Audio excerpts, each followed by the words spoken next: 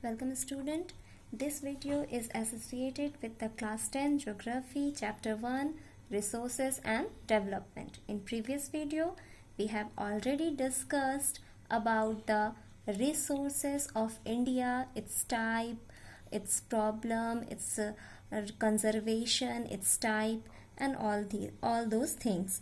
Now in this video we have started a very major and most important resources, which is land resources. Basically land is the basic resource on the earth. We can't do any activity without land. हम जो भी activity करते हैं, हम जो भी क्रियाकलाप करते हैं, कोई भी क्रियाकलाप बिना लैंड के पॉसिबल नहीं है. Perhaps it's limited. जब फिर भी ये क्या है, लिमिटेड है. लैंड रिसोर्सेज क्या है हमारे पास, लिमिटेड है. इट मीन्स एक लिमिट में ही हम इसका यूज कर सकते हैं. So that it's very necessary, very important to use the land resources with the sustainable development. It means land को सस्टेनेबल डेवलपमेंट के साथ यूज करना बहुत इंपॉर्टेंट है. Why? Because it's very important.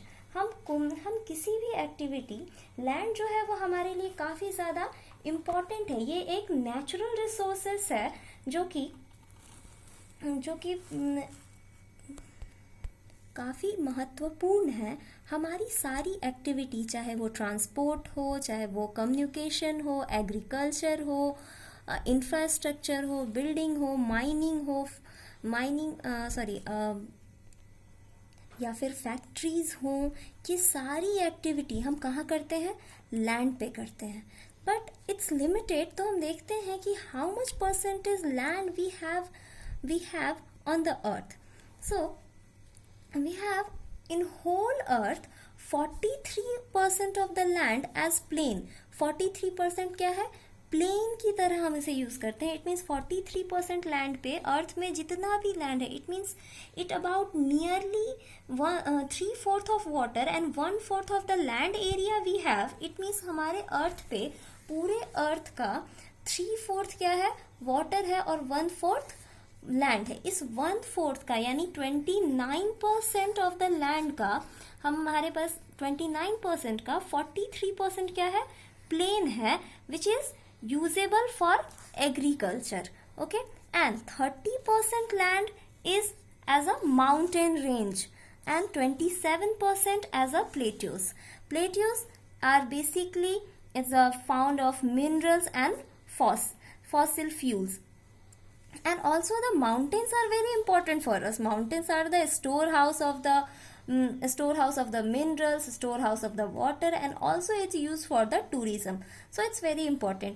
अब देखते हैं in term of India, we already have learned that India have 3.28 million square kilometer land area of whole world. पूरे वर्ल्ड का कितना है इसके पास, 3.28 मिलियन स्क्वायर किलोमीटर. और इस 3.28 मिलियन स्क्वायर किलोमीटर लैंड का जो लैंड है उसका यूज हमारे पास कितना है, 93% का यूज हमें पता है. यानी 93% लैंड को हम कैसे यूज कर रहे हैं, कहाँ यूज कर रहे हैं, ये हमें पता है.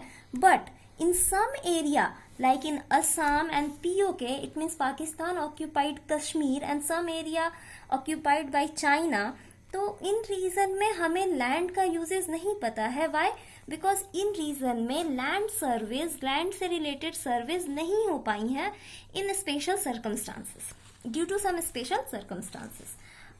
Now before starting further we have to understand the two term which is gross crop area, GCA, gross crop area, and net crop area. Net crop area और या फिर net crop area. The net crop area is the total area shown with crops and orchids. It represents an area in which total crop are grown once in a year. Okay. And gross crop area is the total area shown with the crops and orchids once and more in the year. Okay, so in easy term, if you have a given a patch of land with 500 square kilometre, अगर हम मान लें हमारे पास क्या है, एक patch of land है जो कि 500 स्क्वायर किलोमीटर का है, in which there is a 3 crop. अगर इस पे हम साल में 3 क्रॉप उगाते हैं, it means summer crop, spring crop, winter crop. Okay, summer यानी खरीफ क्रॉप, रबी क्रॉप और जैद यानी समर, स्प्रिंग, विंटर. साल में एक ही लैंड पे जब हम 3 क्रॉप उगा रहे हैं, this is known as the gross crop area. Okay, यानी एक लैंड के टुकड़े पे साल में 3 तरीके का 3 बार अलग अलग क्रॉप्स को ग्रोन करेंगे, तो वो क्या कहलाएगा, ग्रॉस क्रॉप एरिया. ठीक है, 3 बार या उससे भी ज्यादा, more than time. And net crop area, and in net crop area, when some patch of the land is cultivated once in a year, यानी कोई ऐसा पैच ऑफ लैंड जो कि साल में किसी एक क्रॉप को ही, जिसमें पूरे साल एक ही क्रॉप को उगाया जाता है, a single cropping is doing in it, you have only one area on which you are growing the crop despite you having 3 crop in same patch of land. It's called net cross area, net crop areas. Then so the simple difference between the gross crop area and net crop area is, in gross crop area we cultivated in a single patch of land thrice of the time in a year, or more than 1 or 2 or thrice of the time. Or in a net crop area we cultivated one single crop in one area. Now the land is the basic resources that we have, and so that we obtained 95% of our basic needs from the land. It means हम अपने पूरी ज़रूरतों का 95% जो हमारी needs है वो हम कहाँ से ऑब्टेन करते हैं, लैंड से. बट इसके अलावा हमारे पास क्या है, कुछ वेस्ट लैंड्स भी हैं. So we have some wasteland including the rocky, arid and desert regions.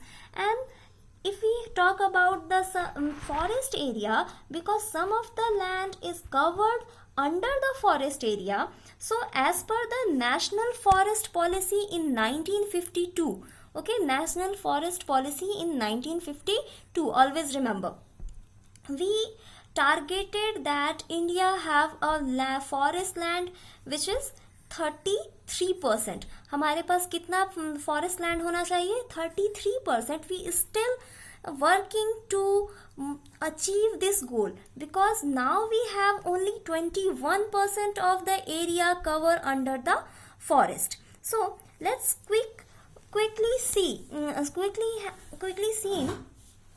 this overview, this chart. Okay, so we have kind of wasteland. First one is the water eroded area. Second one is the forest degraded area. Third one is the saline and alkaline areas, and fourth one is the wind eroded area. Okay, in which water eroded area, it means पानी यानी दलदली area, यानी हमारे पास दलदली area कितने हैं, 56% due to the several reason, and this is in maybe Haryana and Punjab, ये ज़्यादातर वहीं पे है. And next one is the forest degraded area, यानी ऐसे रीजन जहाँ पहले फॉरेस्ट थे लेकिन फॉरेस्ट धीरे धीरे वहाँ से खत्म हो गए और वो रीजन कैसा हो गया, बंजर बन गया, अब वो किसी यूज के लायक नहीं है. तो वैसे रीजन हमारे पास कितने हैं, विच इज 28%. अब बात करते हैं सलाइन एंड अल्काइन एरिया, यानी those area in which soil, यानी वैसी एरिया जहाँ के सॉइल में सलाइन यानी सोडियम की मात्रा ज़्यादा होने की वजह से खारापन क्या है, ज़्यादा है, या फिर अल्काइन यानी बेसिस का जो स्ट्रक्चर होता है वो ज़्यादा है, जिसकी वजह से वो जो लैंड है वो बैरन हो गया है। वो कितना है हमारे पास 6%। एंड विंड इरोडेड एरिया यानी हवा की वजह से मिट्टी की ऊपरी सतह यानी सॉइल की ऊपरी परत विच इज ह्यूमस लेयर, वो क्या है, धीरे धीरे इरोड हो गई है। इट मीन्स वहां से उसका इरोजन हो गया है और लैंड क्या बन गई, बैरन बन गई है और अनफर्टाइल हो गई। तो वैसा रीजन कितना है हमारे पास, only 10%। Okay, let's further talk about the land utilisation. अब हमारे पास जितना भी लैंड है in India we have 3.28 million square kilometre. तो अब इस लैंड का हम कैसे यूटिलाइजेशन करते हैं, किन किन एरियाज में इनका यूटिलाइजेशन होता है एक्सेप्ट द वेस्टलैंड। इन सारे लैंड में वेस्टलैंड को छोड़कर उसके अलावा और भी कई तरह के यूजेस होंगे। First of all further forest हमारे पास कितना है, 21% land are under cover into the forest. Second one is the land not available for cultivation यानी वैसा जमीन, वैसी भूमि जो कि क्या है, कल्टीवेशन जिसपे नहीं होता। अब वो कैसा लैंड है, या तो वो बैरन है या वेस्टलैंड है, और या फिर land put to non agriculture uses, या फिर उस लैंड पर क्या हो रहा है, नॉन एग्रीकल्चर यूजेस हो रहा है, जिसपे एग्रीकल्चर नहीं हो रहा है लेकिन उसके अलावा और भी अदर एक्टिविटीज हो रही हैं, जैसे building, road, factories, infrastructure and etc. And other cultivated land, okay, इसके अलावा other uncultivated land excluding the fallow land यानी पड़ती भूमि को छोड़कर उसके अलावा भी कुछ अनकल्टिवेटेड लैंड है, जस्ट लाइक परमानेंट पैस्चर यानी कुछ ऐसे लैंड है जो परमानेंटली चारागाह है, which is only use for the grazing of animals. Okay, second one is the land under miscellaneous tree crop groups यानी कुछ ऐसे लैंड है जहां पे सिर्फ ट्री क्रॉप्स को उगाया जाता है। What is the mean by the tree crops? Tree crop means some trees are very important for the economical use. Some trees are very important, just like teak, साल, सीसम। तो इन ट्रीज को बड़ा होने में, ग्रो करने में काफी टाइम लगता है। तो कुछ लैंड पे कई सालों तक उन पेड़ को लगाकर छोड़ दिया जाता है ताकि वो बड़े हो सके, उनको बढ़ने का मौका मिल सके। So that the land under miscellaneous tree cropping it not included in net shown area which was already have been discussed.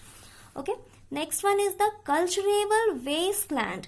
हमारे पास दूसरा क्या है, cultivable wasteland। वो क्या है, the left uncultivated यानी ऐसे लैंड जिसपे किसी तरह का कल्टीवेशन या एग्रीकल्चर नहीं हुआ है, from where more than 5 year यानी 5 सालों से ज्यादा से भी उन लैंड को ऐसे ही बैरन छोड़ा गया है और उस पर किसी तरह की एग्रीकल्चर एक्टिविटी नहीं हुई है, which is under the culturable waste land. Okay, second one is the fallow lands.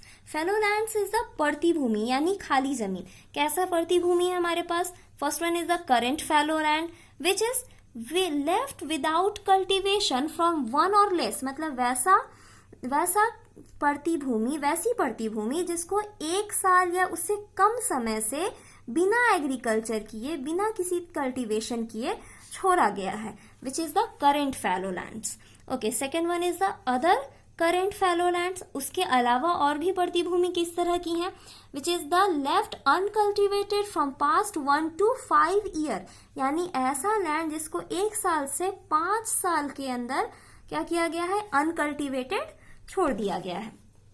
And again the net sown area which is the area sown more than once in agriculture year plus net sown area as gross crop area. अब जब net sown area की बात कर रहे हैं तो net sown area highest कहाँ है?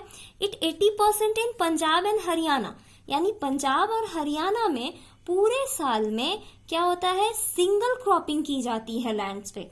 ठीक है, Punjab and Haryana. It's 10% in Arunachal Pradesh, Mizoram, Manipur, Andaman Nicobar. Okay, let's further talk about the land degradation. अब लैंड का degradation due to the human activity, humans की एक्टिविटी की वजह से लैंड क्या हो रही है, धीरे धीरे लैंड की जो गुणवत्ता है, लैंड की जो क्वालिटी है वो धीरे धीरे खराब होती जा रही है। क्यों? There is a various factor caused by it, बहुत सारे फैक्टर है, उस पर ये डिपेंड करता है द लैंड डिग्रेडेशन। अब देखते हैं अलग अलग एरिया में इसका अलग अलग कॉज है। इन झारखंड, छत्तीसगढ़, मध्य प्रदेश एंड ओडिशा, यानी झारखंड, छत्तीसगढ़, मध्य प्रदेश और ओडिशा में mining is the major cause for the land degradation, यानी लैंड की क्वालिटी को खराब करने का सबसे मेजर कॉज इन रीजन में क्या है, माइनिंग।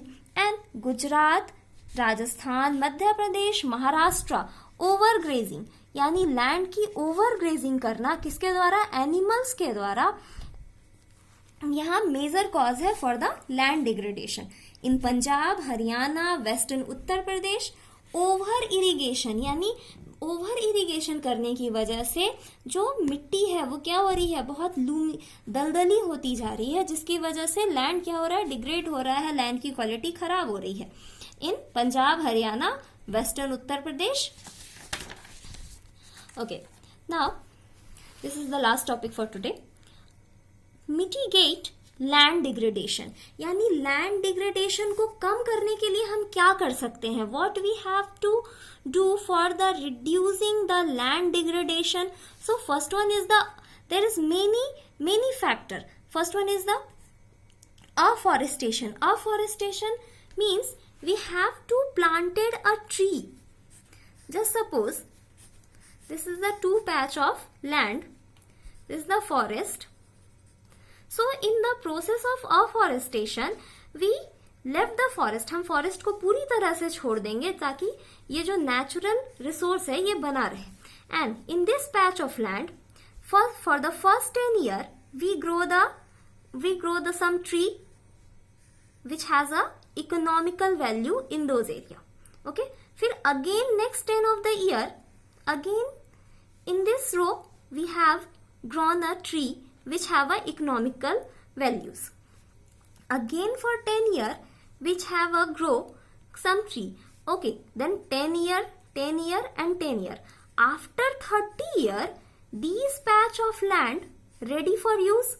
ये लैंड क्या होगा, यानी यहाँ के जो पेड़ हैं वो इकोनॉमिकल यूज के लिए रेडी हो जाएंगे। देन अगेन इसके फर्दर हम 10 सालों तक यहाँ फिर पेड़ लगाएंगे। जब यहाँ फिर पेड़ लगाएंगे देन फिर 30 सालों तक यहाँ के जो पेड़ होंगे वो क्या होंगे, यूज के लिए अगेन रेडी होंगे। और जब यहाँ के पेड़ हम काट देंगे तो यहाँ फिर से नए पेड़ लगाएंगे। तो जब तक हम यहाँ के पेड़ यूज करेंगे फिर यहाँ के पेड़ क्या होंगे, फिर यहाँ के पेड़ रेडी टू यूज हो जाएंगे। तो this process is called afforestation. और इससे फायदा क्या होगा, जो फॉरेस्ट है it remain left over, forest हमारा बचा रहेगा एंड हमारे पास एक फॉरेस्ट का अल्टरनेटिव ऑप्शन होगा। वैसे तो लैंड डिग्रेडेशन को रोकने का सबसे अच्छा जो उपाय है, सबसे अच्छा मेथड है which was is the planting more and more trees. Okay, first one is the proper management of the grazing, यानी एनिमल ग्रेजिंग पे हमें क्या करना होगा, कंट्रोल करना होगा। Which need to proper management of it, इसका प्रॉपर मैनेजमेंट करना होगा। We have to fix the land for the grazing. Okay, next one is the planting the shelter belt. We have to need planting the shelter belt around the forest, around the agriculture land. Suppose there is a agriculture land, तो इसका जो sites है वो क्या हो रहा है, वो barren है। तो यहाँ पे हम shelter belt लगा सकते हैं जिससे क्या होगा, soil degrade नहीं होगी, land degrade नहीं होगी, soil का erosion रुकेगा और land की quality बढ़ेगी। And next one is stabilisation of sand dunes, यानी सैंड ड्यून्स को रोकना। अब सैंड ड्यून क्या है, these are found in the vast desert. If we have seen the map of India and there is the Rajasthan, the region of Rajasthan, and there is the Aravalli, the northern side of Narmada. Then the Marwa region is a vast desert reason.